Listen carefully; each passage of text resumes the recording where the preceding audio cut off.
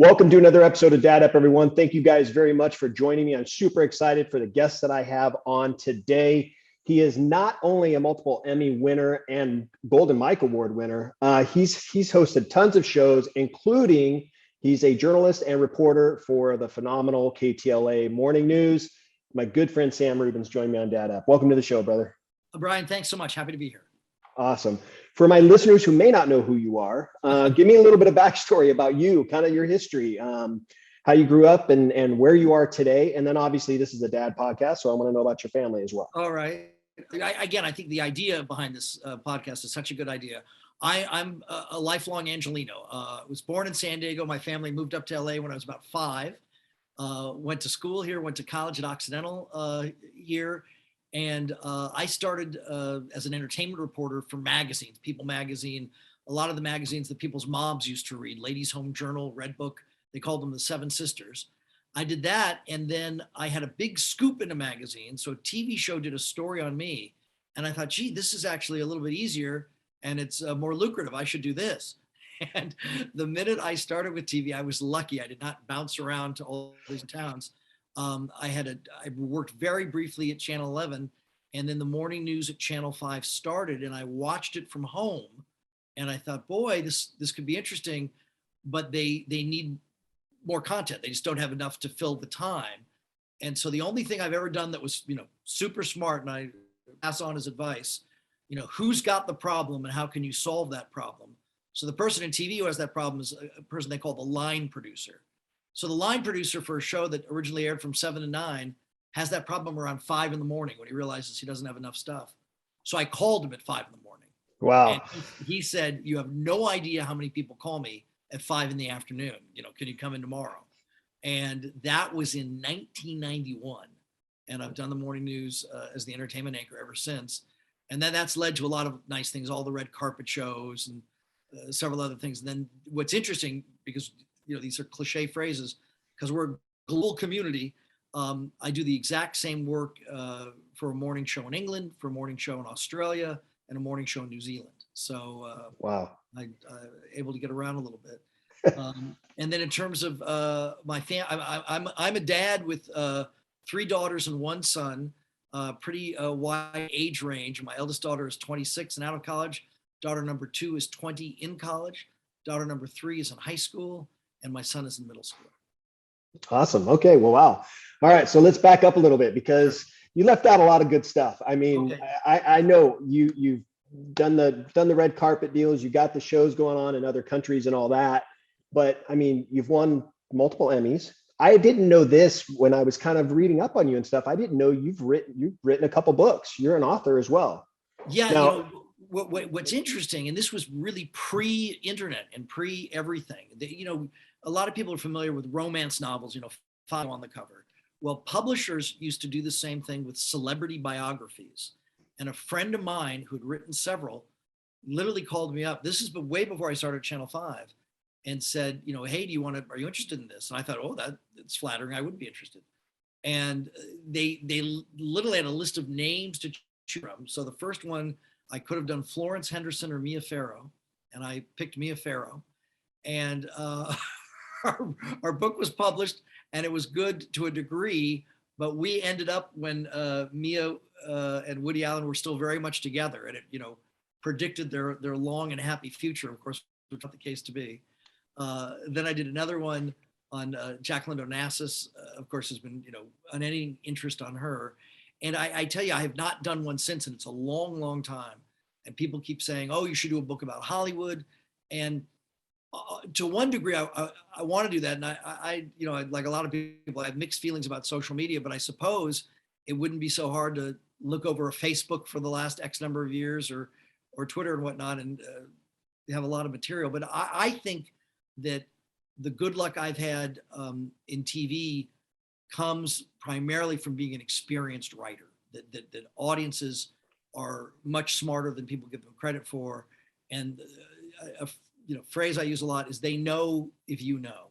Right. So, you'll see a guy doing a sportscast and he doesn't know a thing about it. And that would be my case. I wouldn't know a thing about it. So I think I've had good luck because when I do these stories about show business, I'm steeped in this stuff and I know it. And so that has, worked out well.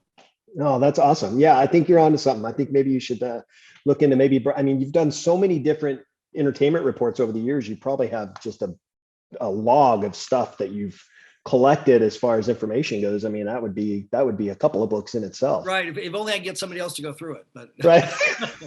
Exactly. Well, very cool. So let me ask you this. You're in journalism. You've been in journalism for a long time. Did you see yourself becoming a journalist as a child? I mean, is that something that you? Well, you know what's funny, and this is something that has struck me more as a grown-up before. And it's a phrase. Some of these phrases sound like cliches, but this idea that representation matters, and if you can see it, you can be it. And so when I grew up, and this is a name some of your listeners may or may not be familiar with, there was a guy on the air in LA named David Sheehan, and he was the first person to do this stuff. He reviewed movies on TV. He talked about TV on TV, and he was the entertainment reporter first at Channel 4 and then at Channel 2. And I thought, this is the coolest job ever. Like, he gets to report on all the stuff I'm interested in. And then, and he has this job and he's on TV. I want to do that. And so from a pretty early age, like 10 or 12, I thought, oh, that would be great. And then interestingly enough, I went to public school here in LA, and the LAUSD used to, in fact, it still does, owns a TV station. And they did a weekly 15-minute newscast in English and in Spanish. It's called Student News. And I was, a part of this after-school class that met downtown several times a week. And what's interesting is our alumni list. There's a guy who just retired from CNBC named Bill Griffith, who's like, the consummate anchorman. He was our intern in like 10th grade. And a lot of other people who populated TV news started down there. So I was lucky. I had essentially vocational training from a public school in what I wanted to do. Oh, that's very cool, because a lot of times that doesn't happen with kids. I mean, kids don't really know. I mean, they say they want to do this or say they want to do that, but by the time they're teenagers, it changes. Right. By the time they're a young adult, get into college, it changes again. So that's very cool. That's a fascinating story. So you have 3 girls and a boy. Right. How's that dynamic? Well, what's funny is everybody with each daughter was like, just you wait. Like when they're cute little kids, just you wait. But I've been very lucky. They never turned in that, people talk about that sort of eye rolling teenage period. And, everybody sings the praises of their kids. Right. But I've really been lucky, and there are certainly challenges and hiccups along the way, but everybody's done well in school, and and made a real effort. My eldest daughter lives in New York now, and I know it's funny because when I was growing up in LA, I knew a lot of kids who quote unquote did New York for a year or two, and so she's in her second year of doing New York, and I think in the back of my mind, I'm like, well, most of my friends came back. Surely she'll come back. But I haven't asked her about it. And it's, that's one thing that's difficult with kids as they get a little older.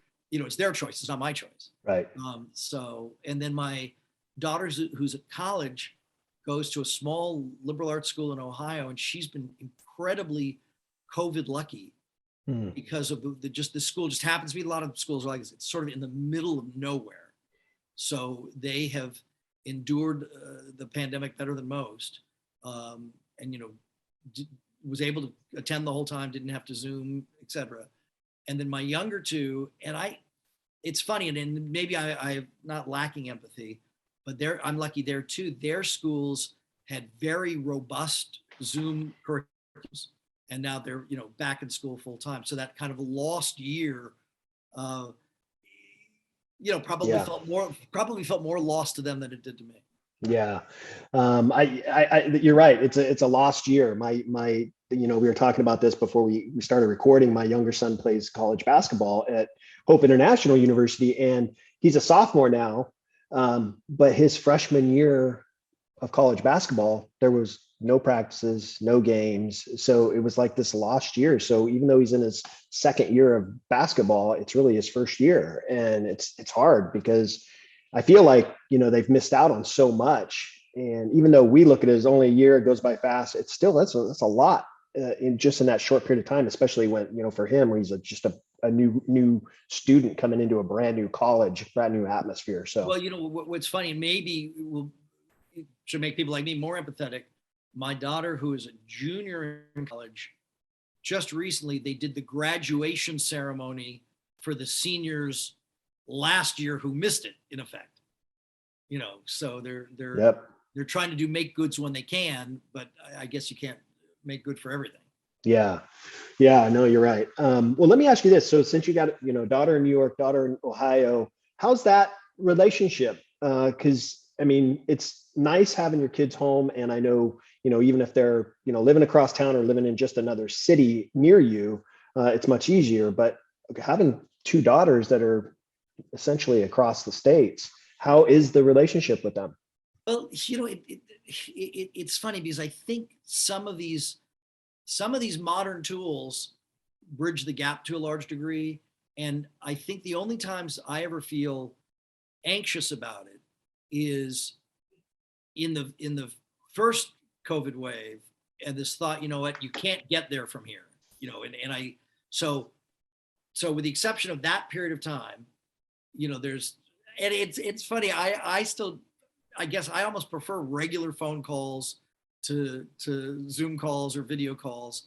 So my daughter from Ohio will always do the video chat, and can't we just talk on the phone?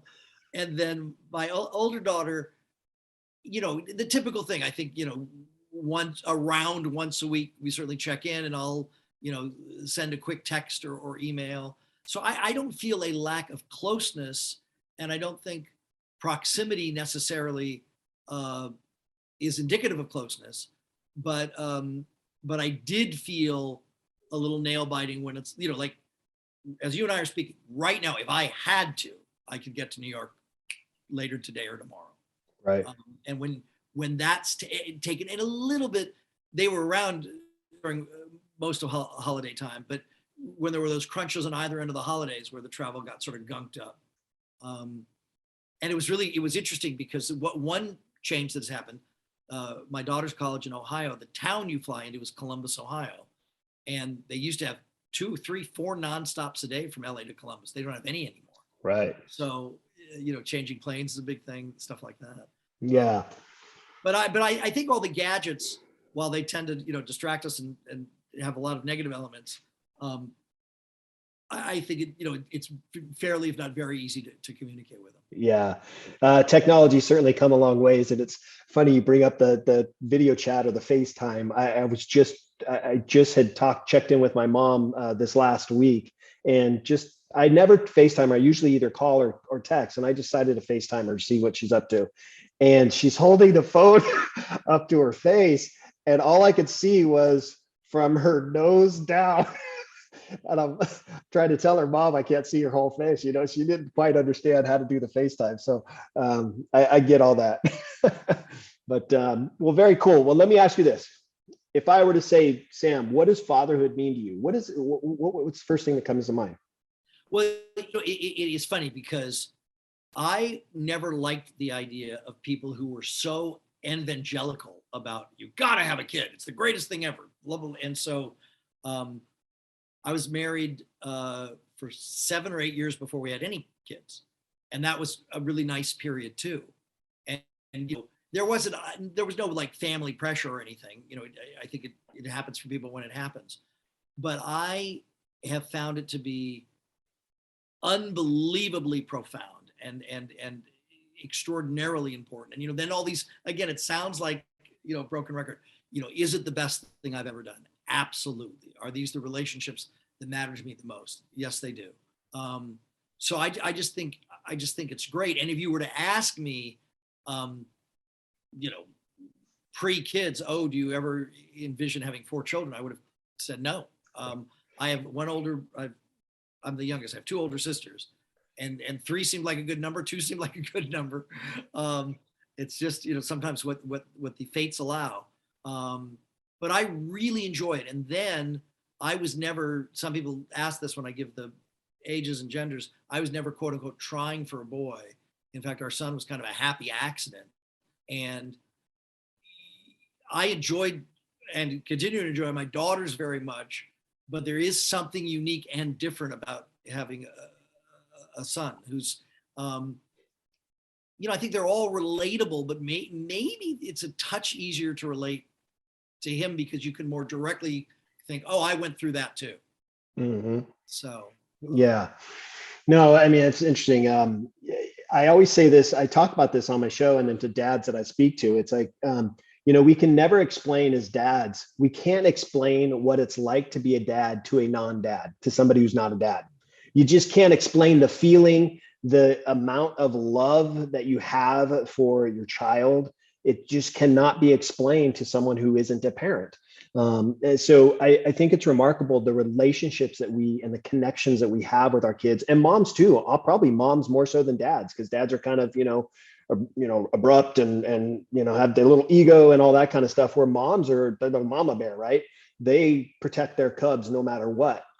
So it's amazing to me. It still boggles my mind the emotional connection that we have with our kids. One thing, and why I think what you're doing, Bryan, is so valuable, and why I responded right, as quickly as I could when you contacted me. I think it's really an area that merits more discussion and more exploration. I really do. And one thing that I, in a billion years, never expected.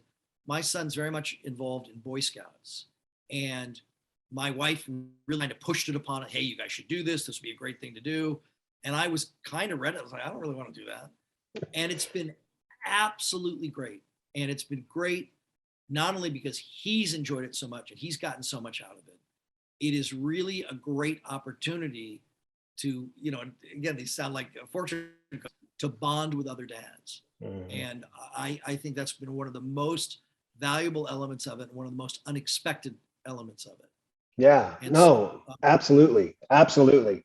I think it's super, not only that you're bonding with the other dads, but you're also bonding with your son. And I think it's, for me, my parents, they worked blue collar, workers, they worked long hours. I was home. I played sports in high school and all that. My parents, I can count on one hand, Sam, how many sporting events that they came to watch. They were just never there, not because they couldn't or not because they didn't want to, but because they couldn't, they had to work.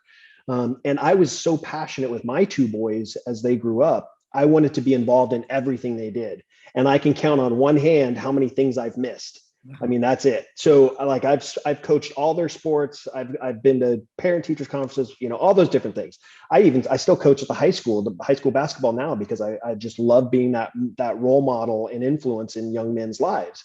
And so I think it's important that you're acknowledging the fact that, yeah, I didn't know, you don't know anything about Cub Scouts. You don't know what it means, but the fact is you get to bond and spend that time with your son. And that's so valuable. And I think it is an important lesson that dads really learn that they miss out on. A lot of dads think that, hey, I've got to provide for my family, so I've got to be home. I've got to be away from home 80 hours a week or 90 hours a week in order to provide for my family.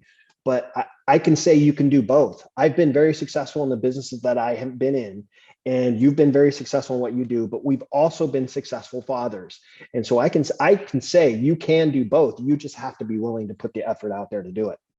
One thing, and I mean, I don't say this as a gripe or as a complaint, but because of the nature of my job and the nature of my hours, it's different on the weekends, but I have not had a weekday breakfast with any of my kids basically ever.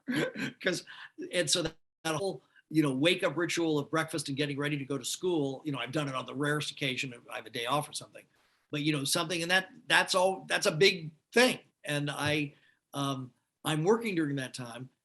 The advantage of that is, every afternoon pickup, forever, and got to know a lot of the moms that way too, because that, not always, but is often a mom function. And then that's another thing that's worth mentioning.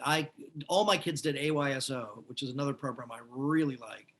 And I have less than no business coaching soccer, but I coached 10 seasons at least, and really, really enjoyed it. And I just thought that was such a well-run organization, and the guardrails or the advice was so strong that, even a complete novice like me could do it. And I really enjoy that. And it's funny now that they're sort of too old for AYSO. Right. And my son's involved with sports, but he's involved in sports at a level where he needs and works with coaches who are, unlike me, know what they're doing. I miss that to a degree, but I recognize it's as it should be, because, you don't want me coaching his high school football team. Right. We wouldn't have the faintest idea. Well, that's awesome. Yeah. I mean, when my older son was 4 and he wanted to play baseball, he wanted to play Little League. And I went to the Little League table to sign him up, and they said, "Hey, we need coaches. Do you want to coach?" And I'm like, I knew nothing about coaching. I know how to play baseball, but I knew nothing about coaching. And he told me, he goes, "Look, they're 4. They're going to pick up grass. Just teach them how to throw a ball and run the bases. You ain't got to worry about anything else." Right.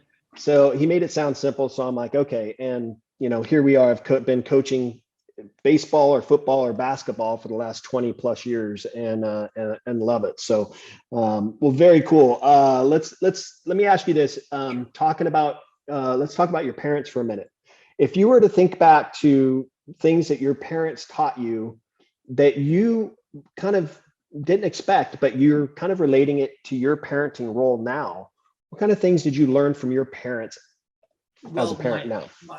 My mother has my eldest sister is sort of our family historian and has written about this at great length and had articles written and Facebook posts and the like. So my mother has a pretty remarkable story, was born in Germany, lived in Germany with a prosperous Jewish family. And like many people in Germany, her father, my grandfather, was a German first and a Jewish person second. So he didn't really, as many didn't, he didn't really realize what was happening. And then when he did realize what was happening, kind of, unheard of, they all sort of got a family of 5, all got kind of in the nick of time. But that required a separation. All 5 went different ways and then reconvened in America. My mother was effectively in an orphanage in England for 2 years. So even though my mother went through this ordeal at a relatively young age, around, from like 9 to 11, she was always this sunny, bright, optimistic, upbeat person. And so she had just a remarkable attitude throughout her whole life. And I think, with facing sort of adversity that most of us, myself included, could never face or, even comprehend. And so, I think that has always stuck with me. And then my father, who was kind of like a pencil protector in his pocket. Right. Taught math at UCLA, was like kind of a nerdy engineer. The thing that was most important to him, because this was not his circumstance, he wanted to make sure that me and my 2 older sisters were treated absolutely equally, because he grew up in an era where the men were treated better than the women. And he got advantages his sister never had. And I think he felt badly about that. So, to the point where at holiday time, my 2 sisters and I would get the exact same gift because nobody would get a better or less than. So he was like almost obsessed with that. And I think this idea, different kids have different needs that require different resources at different times. But the idea to, try to be fair with everybody, I think is something that's very much stuck with me. And that that nothing is, for my mother, nothing is insurmountable. Oh, you blew that test, or that game went badly, or, you're having a spat with that friend. Well, that may seem like the world's biggest crisis at the moment, but oddly enough, even in your own family, there are much bigger crises than that. And so I think at first blush, that's how I answer that question. That's excellent. Yeah, so it sounds like your mom's pretty reasonable in her thought process when it comes to whether it's good things or bad things. She's pretty reasonable in how she looks at things. And your dad, I love that. And I'm sure that you kind of displayed that in your own family as far as your kids go. Just treat them equally and fairly. That's awesome. Go ahead. I was just going to say, one thing that was a surprise to me, my son had a very successful football season, and but It was like, wait, I'm buying this, I'm buying that, or scouting and the camping gear. I was Right. like, I need to take a fourth job Right. to pay this bill at REI. And I was shocked. So, you know, but that should not come and has not come to the exclusion of, you know, anybody else. But, you know, Right. sometimes a hand is raised higher than the others at a particular time. Right. Very good. Well, one more question, then I'm going to let you go. If parents needed advice on, if you were going to give parents advice as far as maybe their kid or their son or daughter was looking into going into journalism or broadcasting, what advice would you give parents out there that are possibly have kids that are thinking about doing that? Boy, that's a really good question and a difficult question, because I think President Biden said this just the other day, that there was going to be more change in the next 10 years than there's been in the last 50 years. And so I know, literally just this podcast we're having, your picture is clean and crystal clear and looks amazing. And I'm doing this with you on a laptop that I bought used for $300. And when I tell people, when I first started doing these live reports abroad, I'm going to answer your easy question in a long-winded way. Okay. When you see all those talking heads on CNN in one of those boxes, a million years ago, just the technical cost of putting somebody in a box from somewhere else, beaming to a studio, $1,000 a minute. Wow. And now that technical cost, I doubt it's a dime a minute. Right. It's negligible. It's a penny a minute. And so that, you know, has dramatically changed. And you can see it by watching your television. You see all these heads popping in from everywhere else. I think my advice would circle back to what we talked about earlier. I want to major in broadcast journalism. I would never do that. Major, become an expert in something that you're interested in and that you could become an expert in. Right now, wouldn't you think, wouldn't you like to see somebody on the air talking about all the COVID related things, and you can tell that they have a medical background and genuine medical knowledge? Wouldn't that be interesting and refreshing? You know, I think the economy has big ups and downs. Wouldn't it be interesting? And I think there are people who've done this, to see a business reporter on the air who, you know, really knows about business. Right. So I think that all the presentation skills, that's not super hard to acquire. And then the other thing I would say, this is from, I started doing this in high school, from high school through college, through the early part of my career. It's funny, I want to physically show it, but I can't. But I had a laptop, not as sophisticated as this one, but I wrote every single day. And sometimes I wrote 2 or 3 or 4 articles every single day. And oddly enough, that kind of job right now, which is on a sort of lower rung, you go onto LinkedIn right now and there's 400 websites begging for people who could do just that. Right. So it's gonna, the ability to write clearly and write in an interesting way, I think is at an absolute premium. And then the last thing is just these simple work habits. 10 minutes early is 5 minutes late. Right. All that stuff, do what you say, show up on time. We talk about that. This is not to disparage this fine institution, but one thing that I've learned just working with a lot of interns is there's no relationship between what I perceive as the caliber of the institution and the caliber of the intern. So I may have an intern from Cal State Bakersfield who is the brightest, best intern I've ever had.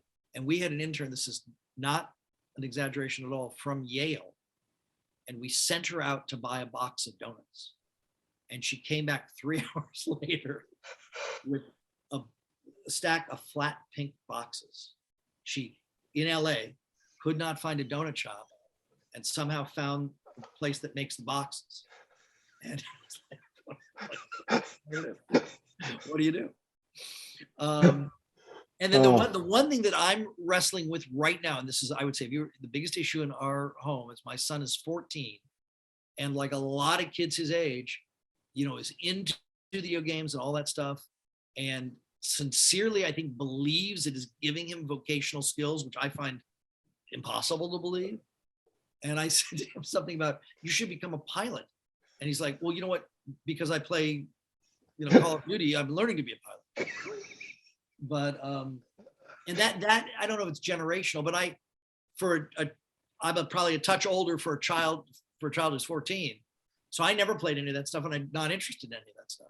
But that one, we're still trying to figure out, I guess. Yeah, I love that because, I coach high school basketball, and, we're constantly preaching to the boys, hey, stop playing the Xbox basketball and trying to perform your tricks out here on the court. It's not working. It looks silly and it's not doing us any good. So stop doing that. So I could see what you mean by that. But okay, so good. So focus on a certain area, become an expert in that area. Obviously, your English writing skills would be a good plus. It's not necessarily that you got to go into broadcasting in college or any of that kind of stuff. That stuff you can kind of learn over time. That's great advice, Sam. Exactly right. Exactly. It's great advice. Well, very cool. If my listeners wanted to look you up, my listeners and my viewers wanted to look you up, learn a little bit more about you, best place for them to do that. My socials are pretty easy. It's at Sam on TV, because at one time that was like the only medium. Of course, that's not the case anymore. But I have the handle Sam on TV on Twitter and Instagram, and then my Facebook is Sam Rubin, Rubin, KTLA. So I'm on all the social, or watch our show. Right. Yes, absolutely. KTLA. Right. Very good. Well, listen, Sam, it's been a huge pleasure. I want to thank you again so much for taking the time out of your busy day, for being on the podcast. I really appreciate it, and I'm looking forward to continue our friendship, my friend. Thank you very much. I tell you what, this is a great, I think you can't talk about these things enough. I think it's a great idea. Good for you. Thank you guys very much for watching another episode of Dad Up. Thanks again to my good friend, Sam Rubin, for joining me. And listen, if you have not subscribed to my show, please make sure you do that. Make sure you're checking out Sam Rubin and all his social media. Make sure you follow him. And then I will see you guys all on the next episode of Dad Up. Thanks for listening to another episode of Dad Up. Make sure you guys subscribe to my podcast and my YouTube channel. And do me a favor, leave me a rating and a review. Would love to hear from you to see what you think of the show. Stay tuned for more exciting episodes coming up each and every week. Thank you for listening. This is Dad Up.